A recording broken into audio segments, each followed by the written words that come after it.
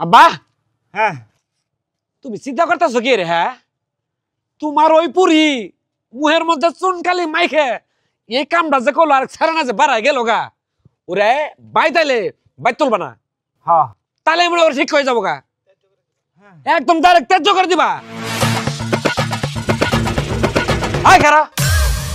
বাড়া তুই বাড়তে বাড়া যা তোর মতো বোন লাগবে না তুই আঙ্গুর বংশের চুনকালি মাইখে কি কামটা করছস হ্যাঁ বাড়া তুই ওরে বেতন দেখাতে ওরে বেতন দেখাতে আমি আর মুখ দেখা চাই না বেতন দেখাতে